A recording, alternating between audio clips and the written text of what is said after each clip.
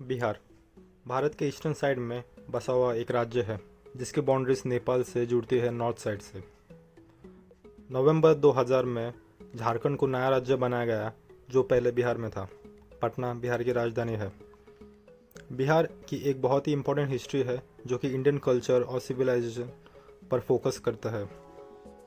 2011 के सेंसस के अनुसार बिहार इंडिया का थर्ड लार्जेस्ट पॉपुलेटेड स्टेट है जिसकी तकरीबन पॉपुलेशन 10 करोड़ 40 लाख से भी अधिक है, जिसमें 89% ऑफ द पॉपुलेशन जो है वो रूरल है।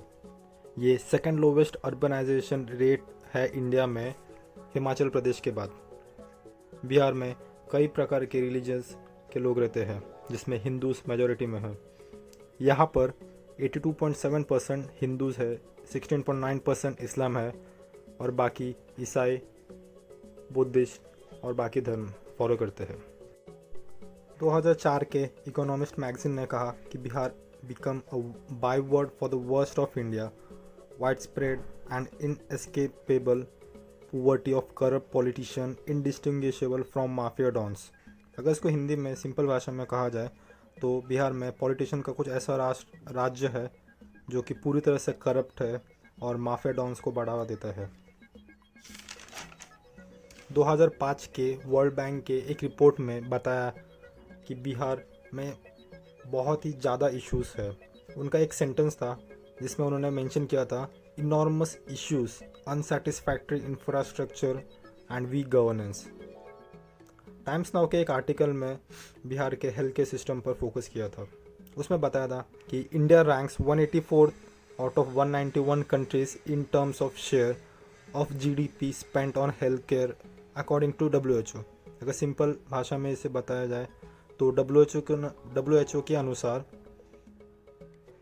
जो जीडीपी का शेयर है जो कि हेल्थ केयर पर स्पेंड होता है उसमें इंडिया का रैंक 184 है आउट ऑफ 191 कंट्रीज। बिहार में डॉक्टर टू पॉपुलेशन का जो रेशियो है बाकी इंडियन स्टेट के कंपेयर में वो वर्स्ट है।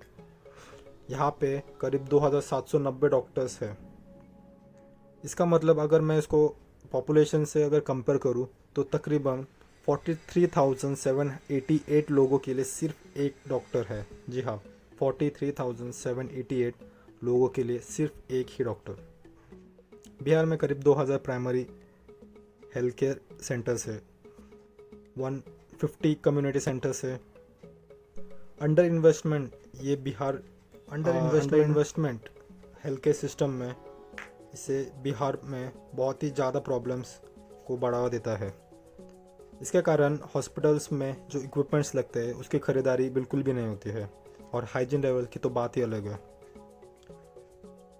यहाँ पर करीब 1000 लोगों के लिए सिर्फ 0.11 बेड अवेलेबल है जो कि बहुत ही बदतर है।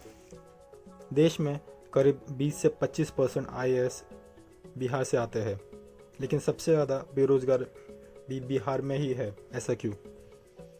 बिहार ऐसा राज्य है जहाँ से सबसे ज़्यादा माइग्रेंट्स ट्रैवल करते हैं भारत के अन्य राज्यों में। ऐसा क्यों बिहार में ऐसी कोई सिटी नहीं है जो पूरे स्टेट का रोज़गार क्षेत्र बन पाता है? अगर एक एग्जाम्पल के हिसाब से कहा जाए तो महाराष्ट्र में मुंबई, पुणे, नासिक, नागपुर जैसे बड़े सिटीज़ हैं जहाँ पे सिर्फ महाराष्ट्र से ही नहीं बल्कि पूरे देश से लोग आते हैं काम करने के लिए।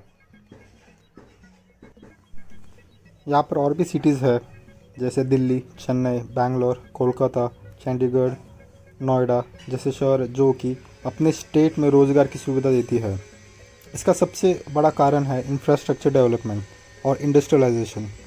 इन सभी बड़ी सिटीज़ में कंपनीज इन्वेस्टमेंट करती है। एक एग्जांपल देना चाहूँ तो मुंबई में माइंडस्पेस ऑर्गेनाइजेशन है। यहाँ पे हज़ारों कंपनीज के ऑफिसेस है जो कि लाखों लोगों को रोज़गार प्रोवाइड करता है। सिर्फ अकेले मुंबई में ही 3 माइंडस्पेस जोन है, सिर्फ मुंबई में, जहाँ पे कम से कम 10,000 कंपनीज के ऑफिसेस है जो कि करीबन 3 से 4 लाख लोगों को रोज़गार देता है। अच्छी बात है, एटलीस्ट लोगों को रोज़गार तो मिल रहा है, पर सिर्फ मुंबई और 2-3 मेट्रो सिटीज़ में ही ऐसा क्यों होता है? इसकी सबसे ज़्यादा ज़रूरत बिहार, यूपी, झारखंड जैसे राज्यों को बहुत ही ज़्यादा है। माइंडस्पेस तो एक सिर्फ एग्जांपल है। अगर ऐसे ऑर्गेनाइजेशन बिहार जैसे राज्यों में इन्वेस्टमेंट्स करेगा तो कितने ही लोगों को रोज़गार मिलेगा। आज परिस्थिति ऐसी है कि बिहार के एजुकेटेड लोग को मजबूरन माइग्रेट करना पड़ रहा है दूसरे स्टेट्स में जॉब्स के लिए। अगर उनको उन्हीं के स्टेट्स में अपॉर्चुनिटी मिलेगी तो इससे अच्छा और क्या हो सकता है। फिर कोरोना जैसे महामारी के कारण लोगों को मुश्किल में पलायन करना नहीं पड़ेगा। इस सब से बिहार का इंफ्रास्ट्रक्चर डेवलप होने में बहुत ही मदद मिलेगी।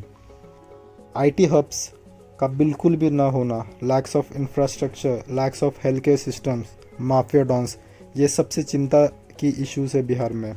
ये अभी से नहीं बल्कि ये बहुत ही पहले से है, पर अभी ये और भी ज़्यादा बढ़ते जा रहे हैं। बिहार में इलेक्शंस के दिन है, पॉलिटिशियन सब हवाई बातें करते रहते हैं। किसी की पार्टी देखकर या फिर किसी का नाम देखकर उसे वोट मत कीजिए। उम्मीदवार की काबिलियत देखकर उसे वोट दीजिए, भले ही वो कौन से भी पार्टी का हो।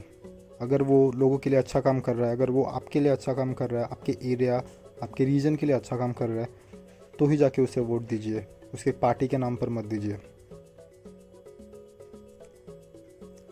आप ही का वोट आपकी शायद ज़िंदगी बदल सकता है।